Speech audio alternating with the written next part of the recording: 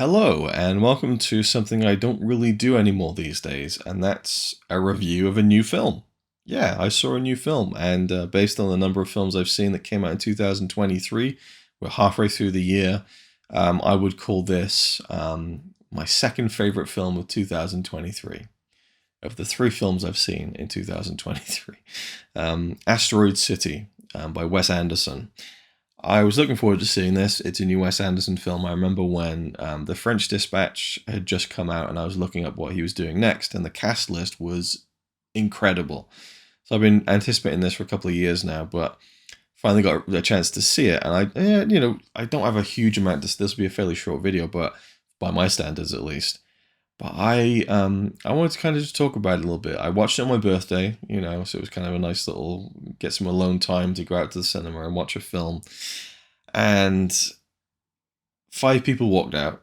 I counted. A couple came back in. Like one guy left, and a pivotal part of the movie took place for 10 minutes. Then he came back with a big, you know, pop, drink, and I'm just like, really? Like that sort of stuff baffles me. Like that you could just leave a film halfway through to go to the toilet. I get it if you really need to go, but then just saunter off and get a drink. Like maybe that's just me. I feel like it ruins the sanctity of the thing when you're missing chunks of it. And in that case, it was a fairly big chunk of the film, or fairly specifically like an inciting event that affects most of the rest of the movie. Well, maybe it doesn't actually when I look at the grander scheme of things, but it's still a fairly memorable part of the movie. Now, Asteroid City, I'm not going to go into too much detail here, but the framing of this is that Asteroid City is a play on the stage, and we see it as if it's a movie, and we're framing this around a TV show being made about the behind-the-scenes story of the stage play presented by Bryan Cranston in black and white on TV, and he talks about some of the actors and the playwright who writes Asteroid City, played by Edward Norton, and the theater director who directs the play, played by Adrian Brody. And the majority of the movie is us then going inside Asteroid City as this kind of fully fledged movie with the actors who also play the active versions of the characters in the wraparound theater segments, which aren't hugely dominant in the film, but they're definitely there. The majority of the movie is in this very colorful, Asteroid City location. It's this tiny town. I think it was like Asteroid City, population 57 or something. But I love the geography of it, where at the very beginning, Wes does that very Wes thing where it's like the wide shot and then the camera pans around and we just see everything. Like you can describe it very quickly. It's a stretch of road that goes through the desert. There's a diner. There's a few little buildings where people can stay, like mini hotels that are like 1 to 2 rooms in size, these kind of small little huts. And then there's a gas station, and then there's a crater. I was going to mix crater and meteor then, a crater. A crater where a meteor landed 5,000 years ago that's kind of cordoned off by a chain link fence, and then the little kind of science observation building next to it. And that's it. That's literally the town. There's, I would struggle to imagine how there are like 57 or 87 people, however many it was. But it very clearly establishes this. And it looks real, it feels real, but if you go too far beyond those like 4 little quadrants of the area, you just see like the open desert, and you can almost touch the board that it's painted on, so it's like Wes, where there's this incredible artifice that is not trying too hard to convince you that it's real. And then within that, you get these stories that should hopefully feel a bit more authentic. But in this case, I do think that there is a coldness to some of it, which is kind of inherent to the characters that he's written for the film. And I would say it really revolves around these 2 characters played by Jason Schwartzman. He plays this father of 4 kids whose wife has just recently passed away. He's a war photographer. He's got three little triplets, these young girls, and then a teenage son who's a very nerdy, science-focused kid. And he's in Asteroid City to kind of receive this local award for science. And this Jason Schwartzman character, Augie, he's very closed off about his wife's death, and he's really struggling. I love the scene where he phones up his dad, played by Tom Hanks, and Tom's like, well, are you okay? And he just says no, and Wes will linger on that for a while. I like how he does that, and his way of writing is just unique and different. I do think sometimes, and in this film, I will say it, that Wes Anderson's writing style is a bit like Quentin Tarantino in the sense that almost every character feels like a Wes Anderson character. Every character, you can feel his voice coming through a bit more prominently than I would like in the films that I like, I guess. Where with Wes, it's like very quirky kind of dialogue, and it's overly descriptive, and like I woke up at 7 p.m. at 4 Meteor Street, and then I got up and made some toast, and the toast was burned, and it didn't matter because I had to do this, and I went and I picked up this and I did that. And this is the way that people talk, and when everyone talks like that, it gets a bit exhausting. And he balances it better in other films, I think. In this one, it's very thick, and it's down to the kind of wraparounds with Bryan Cranston, the main characters, but the actors pull it off brilliantly. These it's like mini monologues all over the place, and I found that frustrating and enjoyable at the same time. It depended on the where it landed in the film, but I do think that he can go overboard sometimes. But I love that he's given the opportunity to do that. This feels like a film not made by committee, not trying to fill a quota. This feels like a personal expression, and the cast is truly unbelievable when you look at the names in this film, and beyond the names, just the talent. I couldn't even begin to start naming some of these actors who, maybe that's another issue I have with the film, is that it has too many great actors in it, and not enough of them have enough to do.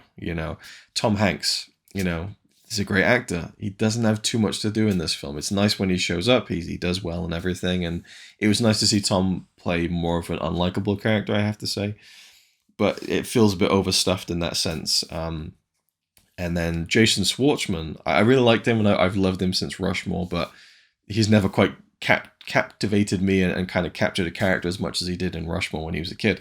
But I'd read a review where someone said that he can't quite pull off this kind of role, this kind of world-weary, kind of guy who's going through some stuff and is very withdrawn and everything. I thought he did a really good job, and I almost feel like part of that is the point. There's literally a part of the movie where Augie is he's done with everything, and he just walks off the set and opens a door and walks onto the stage. And now we're in the theater version of this story.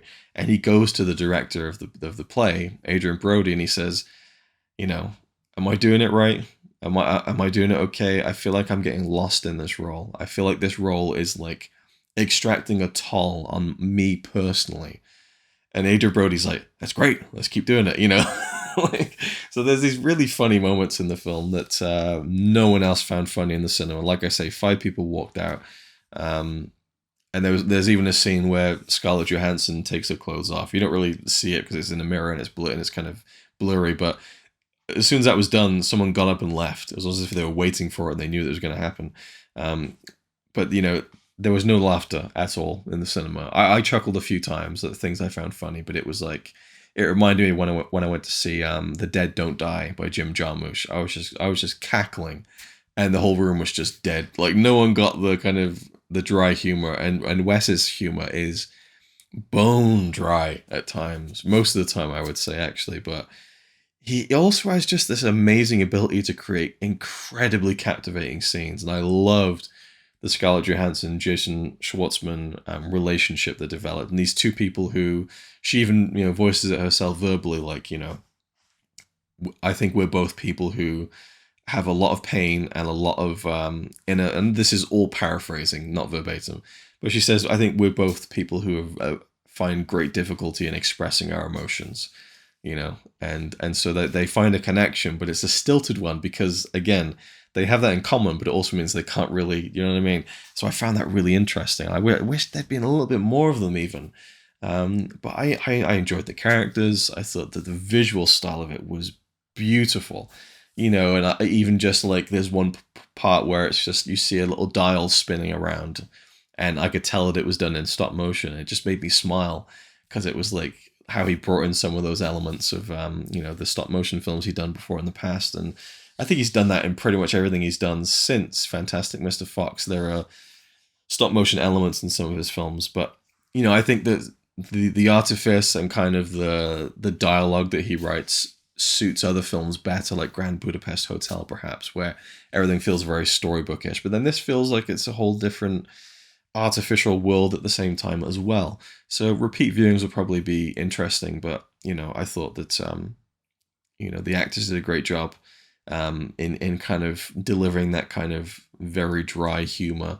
And again, just the art of this world and the worlds that he creates and the way that he films them and the way, again, he's not trying to reinvent the Wes Anderson wheel. And every time I see a trailer for a new Wes Anderson film, I've said it before, I'll say it again, no doubt, I feel like, oh, he went full Wes Anderson.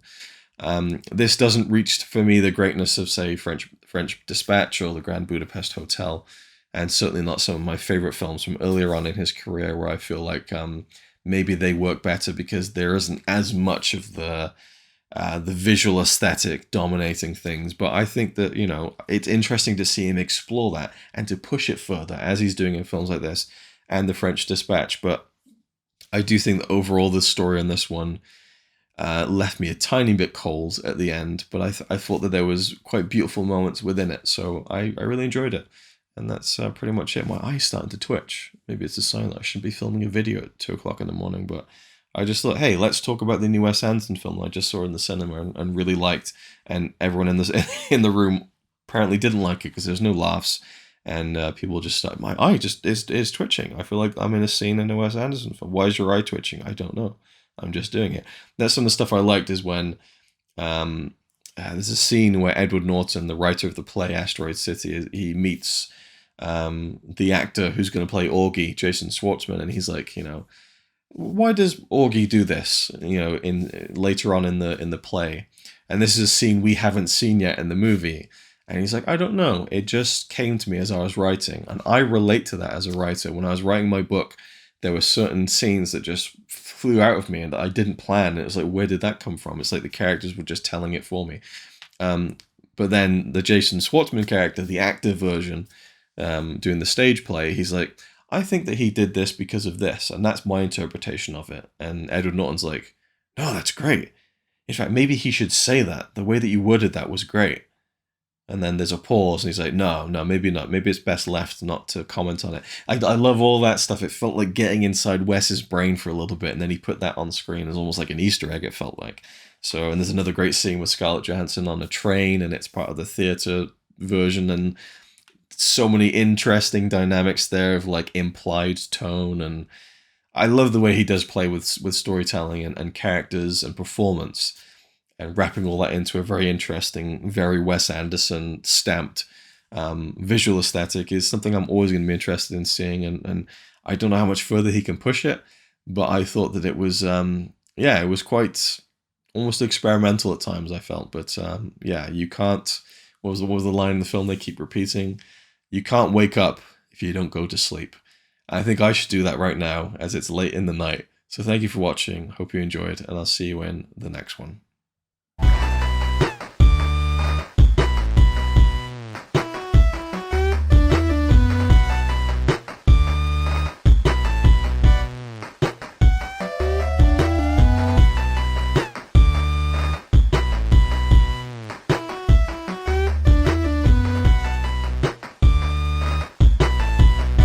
That was a really good review. I like that. It was good shit.